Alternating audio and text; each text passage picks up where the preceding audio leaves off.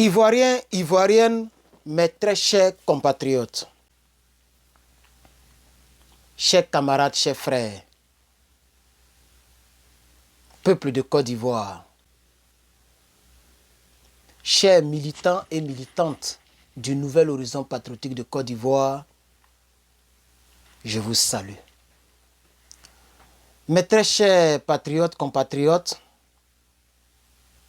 je vous parle ici en tant que président du Nouvel Horizon Patriotique de Côte d'Ivoire, un mouvement politique patriotique dirigé par moi-même et par plusieurs jeunes comme moi dans le but de pouvoir mener le combat patriotique.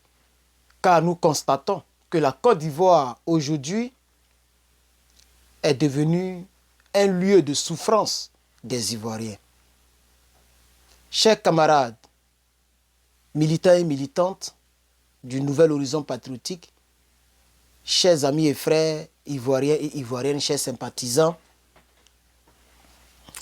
selon donc ce que je vois ici sur ma tablette, le taux de chômage en Côte d'Ivoire est réduit presque à zéro.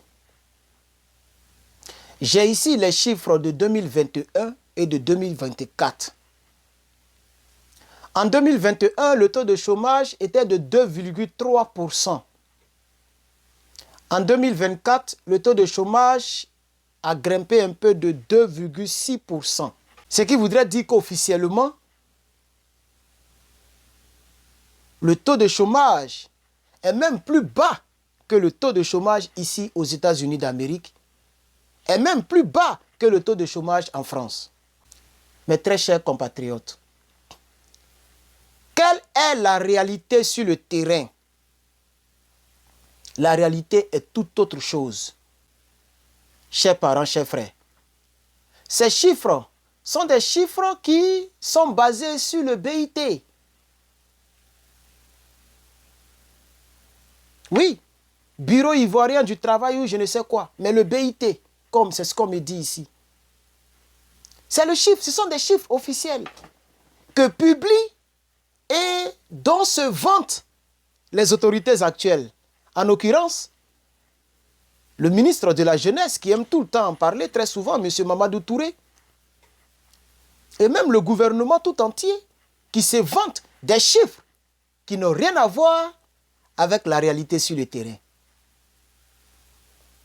Ce n'est pas normal, c'est inadmissible, c'est inacceptable. Ce que le gouvernement oublie, c'est que ce sont des chiffres qui ignorent certaines réalités sur le terrain. Par exemple, des personnes qui sont découragées de chercher même le travail. Il y en a des millions en Côte d'Ivoire. Mes chers compatriotes, mes chers amis et chers membres du gouvernement actuel, à quoi bon chercher le travail si on n'en trouve pas? Il y a des Ivoiriens qui ont des diplômes, mais qui ne cherchent même plus de travail. Parce qu'il n'y en a même pas. Or, ce que plusieurs Ivoiriens ignorent, c'est que les chiffres qui sont là, ce sont des chiffres très trompeurs. Pourquoi je le dis? Pas pour critiquer, mais c'est la vérité. Le Bureau ivoirien de travail ou bien le BIT, je ne sais même pas si c'est comme ça, c'est ce que ça veut dire, mais on me dit que c'est le BIT, selon mes recherches, que je vais approfondir dans les semaines à venir pour revenir sur les dossiers cruciaux qui frappent, qui détruisent notre nation, la Côte d'Ivoire, le peuple de Côte d'Ivoire, je veux dire. Ce chiffre ignore le fait que les gens sont découragés de chercher le travail parce que les gens font ce chiffre-là par rapport au nombre de personnes qui cherchent le travail activement. Donc les gens ignorent les Ivoiriens qui sont découragés de chercher du travail. Les gens ignorent le fait qu'il y a des travaux, ce qu'on appelle les petits boulots, les grouilleurs. Mais ça, ce n'est pas un travail. Quelqu'un qui grouille pour avoir 2000 francs par jour. Est-ce que quelqu'un qui fait 2000 francs par jour, qui gagnent 2000 francs par jour, peut vivre décemment en Côte d'Ivoire. La Côte d'Ivoire d'aujourd'hui, c'est carrément impossible. Donc, ils oublient les travaux informels. Le travail informel, qui ne devrait même pas être compté dans les chiffres qu'ils sont en train de donner. Ils oublient même des personnes qui travaillent, mais qui sont très mal payées par les Libanais et consorts, les Chinois et consorts. Et ils prennent tout ça pour dire que le chômage est à 2,3%. Pendant que quelqu'un travaille, il y a d'autres même qui n'atteignent même pas le SMIC. Le SMIC qui est à 75 000, je crois.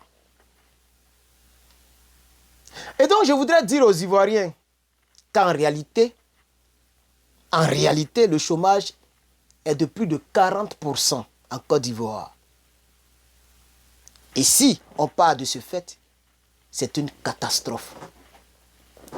C'est une catastrophe car même au Rwanda, ou même au Burkina, au Mali, ce n'est pas le cas. Oui, chers camarades, nous parlons ici de 35 à 40%.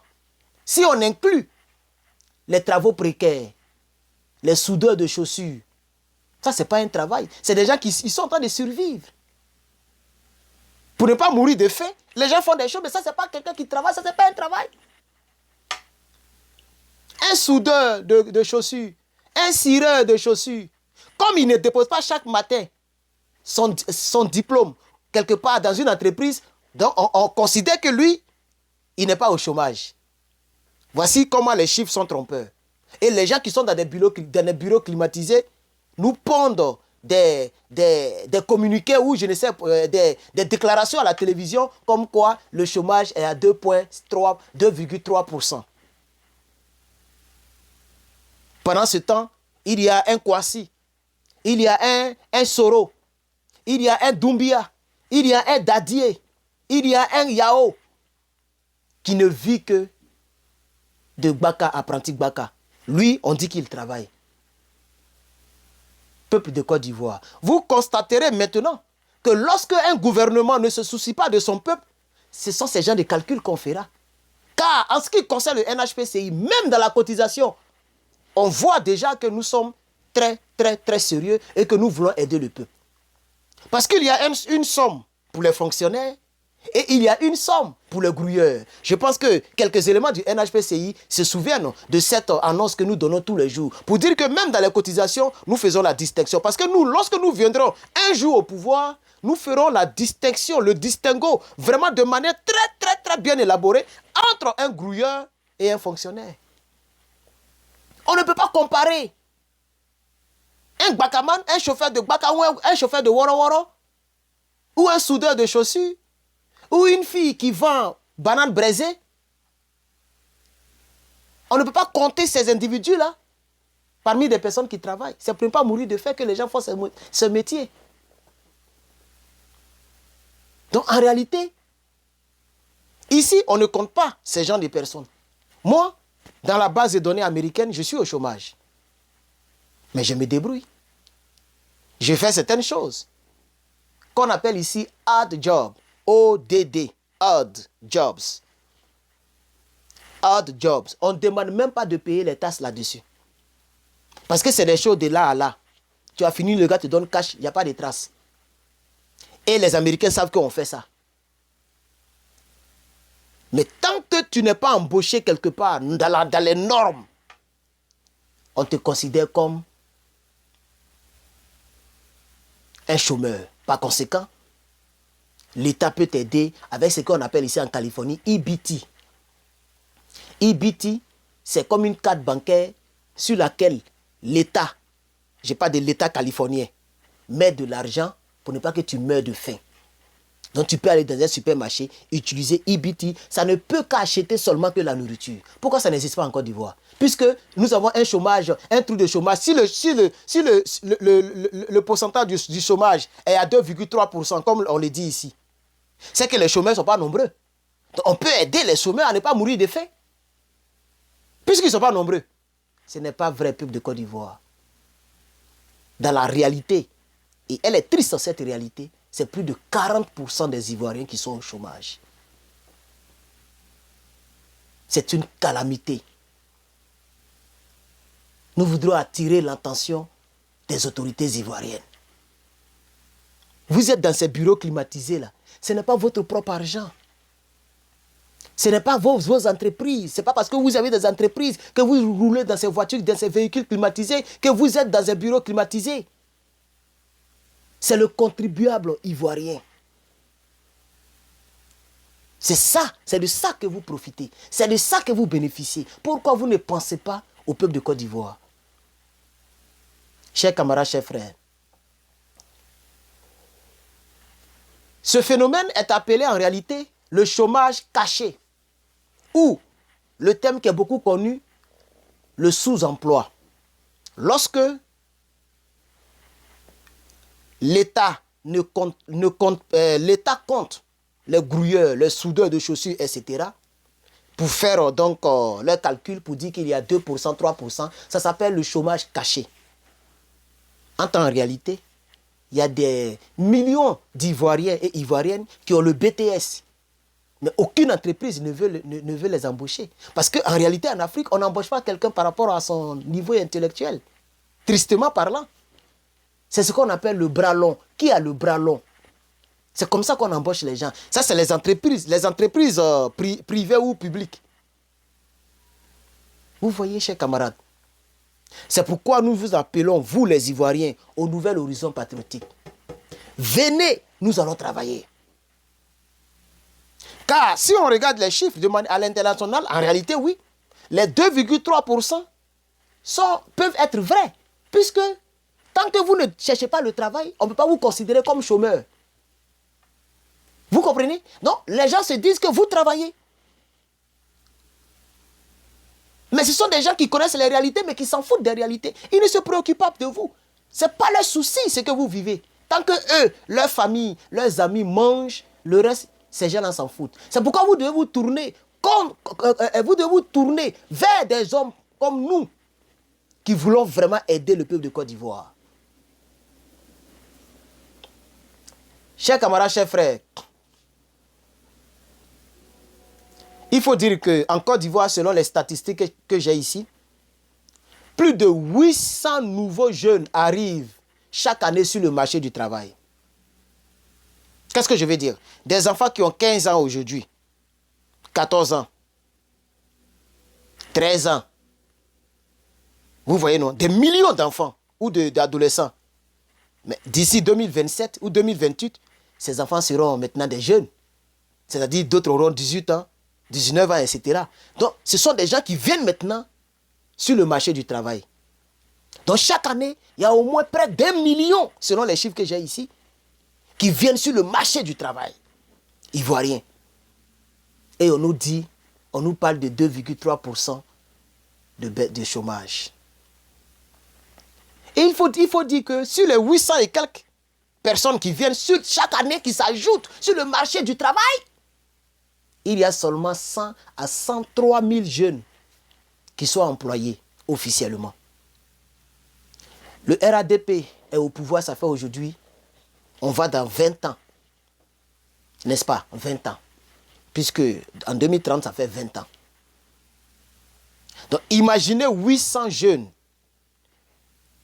qui viennent chaque année, multipliés par 20 ans. Ça fait combien de jeunes qui sont au chômage depuis l'arrivée du RHDP? De vous à moi. Puisque vous savez très bien que le RHDP, le parti au pouvoir actuel, n'a pas de projet pour les jeunes de Côte d'Ivoire. Le RHDP n'a que des projets pour ses partisans et pour les membres du gouvernement. Ce qui est triste. Et c'est pourquoi vous voyez aujourd'hui, un peu seulement, les Ivoiriens ne font que cotiser. Sur TikTok, ça cotise, ça pleure, ça cotise, ça pleure. J'ai vu l'un de mes délégués, mais j'ai eu les larmes aux yeux. Les gens ne mangent presque pas. Chers camarades, chers frères. Et donc, c'est à peu près 700 000 jeunes qui s'ajoutent, qui s'ajoutent au sous-emploi, au sans-emploi, et qui ne sont pas pris en compte en Côte d'Ivoire. Nous voudrions demander au gouvernement de Côte d'Ivoire de se pencher sur ce cas-là. Les gens souffrent. Le peuple de Côte d'Ivoire souffre. Le peuple de Côte d'Ivoire souffre. Multiplier 700 000 personnes fois 20 ans, c'est-à-dire 20 fois, 700 000 fois 20, ça fait combien de personnes qui sont venues s'ajouter? Puisque, regardez même les concours que les gens lancent. Les gens peuvent lancer un concours de police nationale. Et on dit on a besoin de 3000 places. Et ils prennent les dossiers des millions de personnes pour les 3000 places. Donc lorsque les 3000 places qui sont des places vendues, on le sait, avant même qu'Alassane Ouattara ne vienne, c'était toujours comme ça. Et c'est ça la dangerosité, c'est ça la tristesse de nos pays en Afrique. Les 3000 places, il y a au moins 2600 qui sont vendues. Et les 400 sont distribués aux chanceux et c'est fini. Des milliers de personnes qui n'ont pas de travail, qui souffrent, qui déposent des dossiers, qui payent les frais de concours. Et on prend ces frais-là pour enrichir encore les gens qui sont déjà riches. Chers camarades, en ce qui concerne, la vidéo sera très longue, hein? Voilà, elle sera très longue. Je suis vraiment désolé, mais voilà. En ce qui concerne le problème des diplômés, selon les statistiques, 21,70% des diplômés trouvent un emploi rapidement en Côte d'Ivoire. 21,70%. On va arrondir. 22% des diplômés. J'ai dit bien 22% des diplômés trouvent du travail. Ça veut dire près de... Vous faites 100 moins 22, je pense que ça fait 88. Non, c'est ça même. 68. C'est ça, non? Parce qu'il ne s'est même plus calculé. 100 moins 22. Ici, on enlève, il reste 8. On fait ici, il reste 7. Donc, 78. C'est ça, non? 78. Si je ne me trompe pas. 78% des diplômés, chaque année, ne gagnent pas de travail. Et les diplômés ne font que s'accumuler. C'est pourquoi, ça sert à quoi aujourd'hui d'aller à l'école en Côte d'Ivoire? Ça ne sert pratiquement à rien d'aller à l'école. Chers camarades. Et donc, je voudrais faire le résumé très rapidement pour dire que, chers camarades, chers frères, on dit que le taux du chômage en Côte d'Ivoire est autour de 2 à 3%. Sur le papier, cela semble très rassurant pour le peuple de Côte d'Ivoire. Mais dans la réalité, que vit le peuple de Côte d'Ivoire? Chers camarades, ce chiffre ne reflète pas du tout la situation de Côte d'Ivoire. Chers camarades, il y a une réalité très importante dont je veux parler et dont ce que j'ai décortiqué tout à l'heure, c'est que il y a le chômage caché, le sous-emploi, qui touche en réalité plus de 40% de la population. Et cela veut dire simplement que des millions d'Ivoiriens travaillent sans stabilité. Ils travaillent, mais c'est juste pour se nourrir, pour ne pas mourir de faim. Ils ne sont pas stables. Comme je l'ai dit tout à l'heure, les soudeurs de sushi, etc. Des millions d'Ivoiriens vivent sans contrat. On peut les renvoyer à tout moment. Pour ceux qui ont la chance de vivre, de travailler dans les, je sais pas, zones industrielles, etc., on peut les renvoyer à tout moment. 40%, ce qui veut dire des millions d'Ivoiriens vivent sans revenu digne. Donc, des millions de personnes travaillent, mais ne vivent pas correctement. Ils n'ont pas le nécessaire. C'est ça qu'on appelle la pauvreté. Un être humain qui vit, qui ne peut même pas avoir le nécessaire, ça s'appelle la pauvreté. Un être humain qui vit, qui ne peut pas avoir le nécessaire, on dit que ce monsieur n'arrive pas à joindre les deux bouts.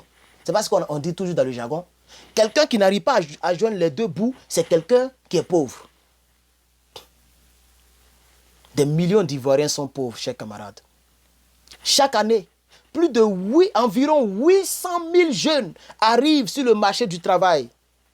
Plein d'espoir, plein de rêves, après avoir dépensé autant d'argent dans leur cursus scolaire. Mais en face, seulement 107 000 jeunes sont employés.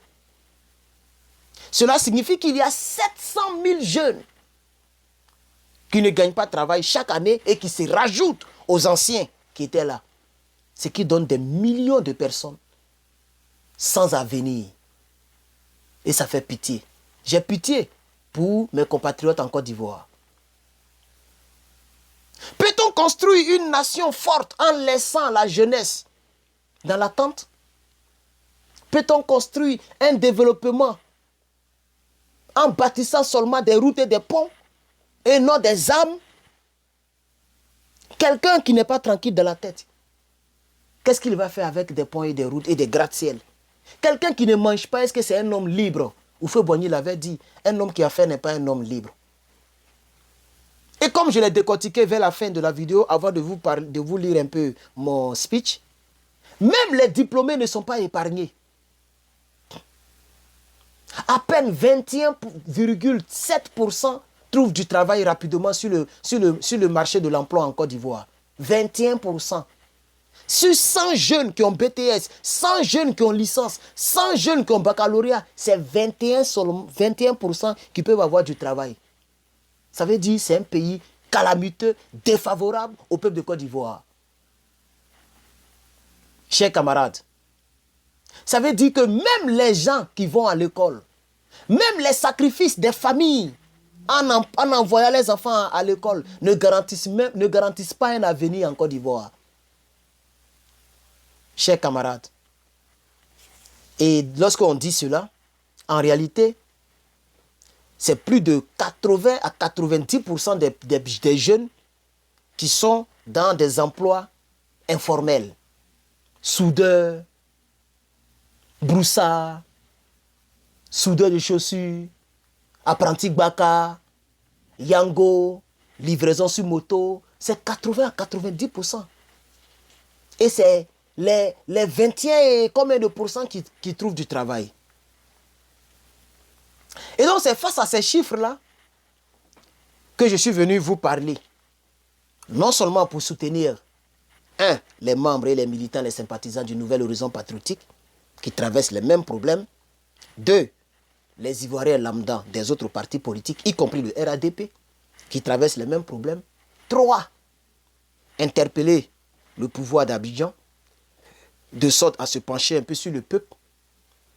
4, pour vous appeler à adhérer au Nouvel Horizon Patriotique pour que demain, on puisse faire mieux que ce que font ceux qui sont au pouvoir actuellement. Et donc, chers camarades, chers frères, le problème n'est pas seulement le chômage aussi, mais le manque d'emploi digne, le manque d'emploi stable, le manque d'emploi productif. Et donc, je voudrais, avec votre permission, vous remercier d'avoir suivi cette longue vidéo, car je sais qu'un jour, nous allons adapter la formation aux besoins du marché de l'emploi. Car un jour, nous allons soutenir réellement les entrepreneurs, l'entrepreneuriat des jeunes, qui n'ont pas le choix que d'entreprendre, mais qui ne sont pas accompagnés par le gouvernement. Car un jour, nous allons développer l'industrialisation pour créer beaucoup d'emplois massifs. Nous allons mettre des milliards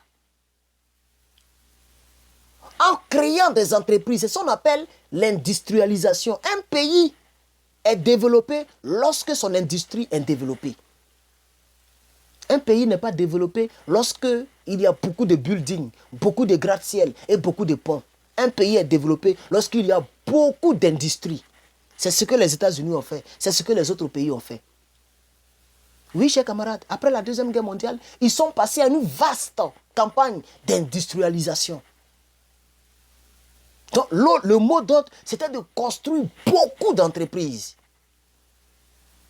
Chers camarades, nous allons structurer le secteur informel pour offrir plus de stabilité et plus de sécurité au peuple de Côte d'Ivoire.